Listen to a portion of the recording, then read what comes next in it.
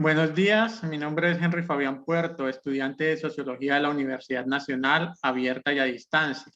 La entrevista que vamos a realizar a continuación hace parte de las actividades del curso Teoría Sociológica Contemporánea. Quiero saludar y darle la bienvenida a mi invitado para esta entrevista. Él es Julián Bernal, una persona muy activa en el ámbito social y conocedor del tema de la protesta social y las manifestaciones. Y hoy nos estará dando respuestas y opiniones acerca del conflicto social y las manifestaciones y bloqueos que se están viviendo en el marco del actual paro nacional en Colombia. Julián, buenos días. Muchas gracias por aceptar la invitación a esta entrevista. Fabián, muy buenos días. Para mí es un placer estar compartiendo contigo estos momentos y con mucho gusto lo que podamos ayudar para que el proceso que está viviendo Colombia en estos momentos pueda seguir adelante con muchísimo gusto. Muchas gracias, Julián. Entonces, pues, sin más preámbulos, demos paso a la entrevista, a las preguntas que tenemos preparadas para esta entrevista. Julián, para entrar en contexto, ¿podría decirnos qué es un movimiento social? Claro, Fabián, los movimientos sociales son grupos de base organizados en torno a la defensa. Estos grupos salen de la misma comunidad y se responden o como finalidad tienen la defensa de la misma comunidad, de la misma sociedad, cuando han existido procesos de violación de derechos, violación de los mismos derechos de la comunidad, o cuando han existido tensiones o conflictos entre las mismas estructuras de la sociedad. Entonces surgen estos grupos como defensa de la comunidad y para rescatar y ser garantes de los derechos.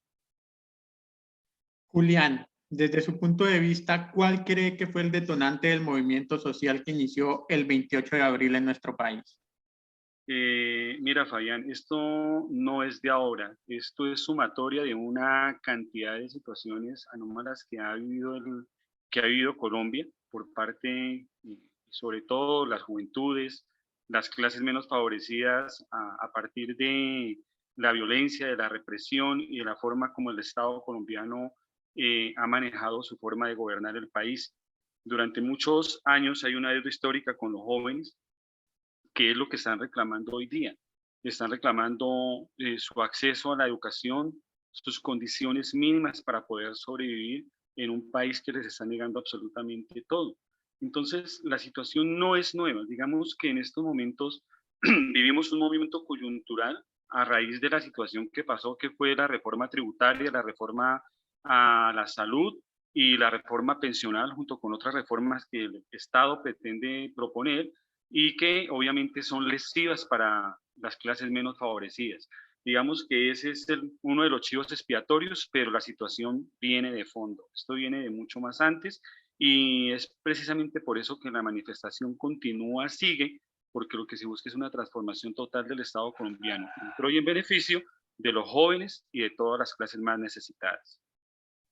Podríamos decir entonces que la sociedad venía acumulando toda esa problemática social que ha transcurrido durante todos estos años y que simplemente la reforma tributaria fue como la gota que derramó el vaso.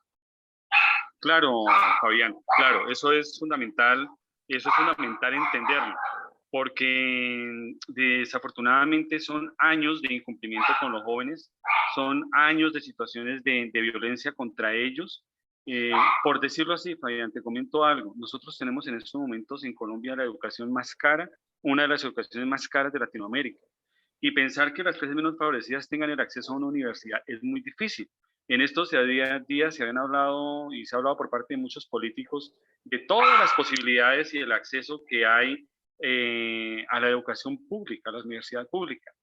Pero ¿cuántas universidades públicas hay en estos momentos en Colombia? 5 o 6 universidades públicas que no son capacitadas para cumplir la demanda educativa de tantos jóvenes que necesitan pues obviamente ingresar a una educación superior.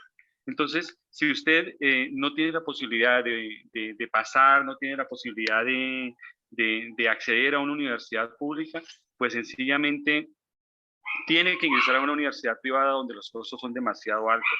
Y hay que mirar que la brecha de la pobreza cada vez más extrema, es cada vez más extensa en el territorio colombiano. Los ricos son cada vez más ricos, los pobres son cada vez más pobres, y el acceso para los pobres se dificulta cada día más. Julián, ¿podríamos decir que el movimiento social abre los caminos para una reforma política y social?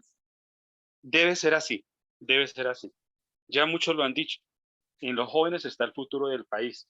Desafortunadamente, las personas ya de edad y los que han vivido, poco nada hemos podido hacer, pero el trabajo es de los jóvenes. Y se ha demostrado en estos días que la fuerza de los jóvenes es enorme.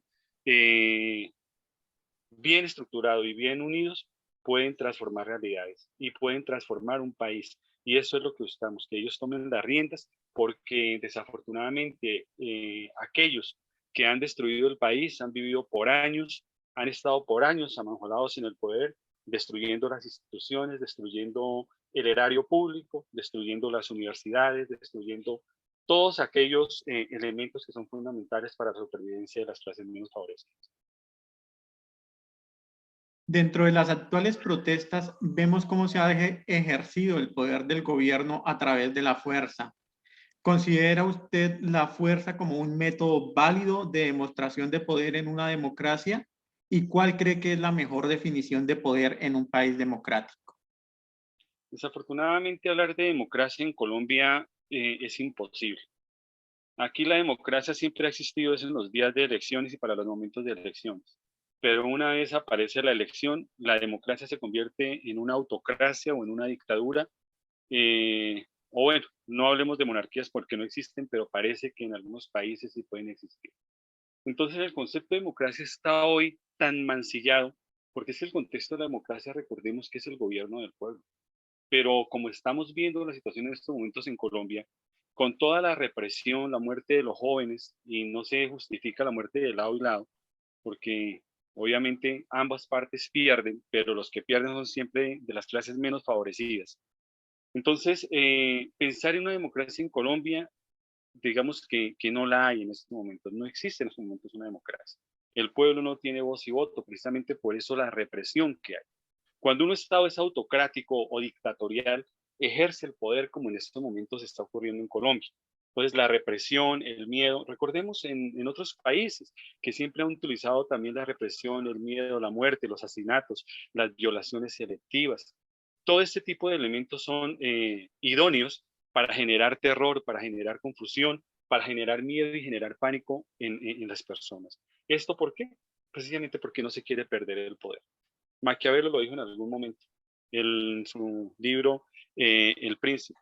El gobernante debe hacer todo lo posible y lo que esté a su alcance para poder mantener el status quo, poder mantener el gobierno. Es decir, que si hay que matar, hay que matar. Si hay que violar, hay que violar. Si hay que desaparecer, hay que desaparecer. Si hay que entregar mermeladas, hay que entregarlas. Pero todo está en busca del poder. Podríamos decir entonces que el gobierno de Colombia utiliza la democracia prácticamente solo como una fachada ante la opinión internacional. Sí, es un sofisma de distracción, pero acá democracia no existe. La democracia existe en una constitución y existe en unos papeles, pero si miramos, realmente el gobierno de Colombia es de unas cuantas familias que son las que tienen el poder en estos momentos en el país.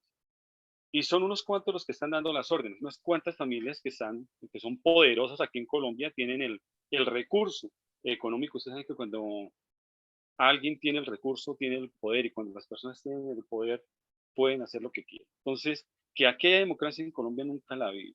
Nosotros llevamos más de 500 años en esclavitud, llevamos más de 500 años en guerra, tratando de liberar a nuestro país, pero siempre aparecen esas personas que, encantadas del usufructo del Estado, del erario público, y no quieren dejar el poder. Entonces, terminan constituyendo dictaduras y gobiernos dictatoriales y gobiernos de régimen para poder sostener el poder de unos pocos. Julián, para finalizar, ¿qué piensa que puede venir para Colombia después de este movimiento social que ha surgido? ¿Habrá un antes y un después o definitivamente volveremos al mismo camino? No, seguramente van a haber cambios, y lo que en estos momentos estamos viendo y escuchando es una profunda transformación que debe existir en la sociedad colombiana. La sociedad colombiana hoy está despertando. Miremos las calles, las marchas que hay. Hay muchas personas que dicen que son unos pocos, no, son multitudes las que han salido en estos días a las marchas. Y obviamente, unado a eso, la voz a nivel internacional y las marchas internacionales que se están gestando para la próxima semana cuando se cumple el mes del paro. Entonces, si miramos estos elementos, nosotros podemos ver que no va a haber o no va a quedar las cosas igual, debe haber un antes y un después. Precisamente por eso se busca mantener la marcha, por eso se busca mantener el paro, para que haya una transformación nuevamente a nivel de la Constitución, para que haya un cambio social y para que haya una transformación de la realidad tanto de los jóvenes como del pueblo colombiano.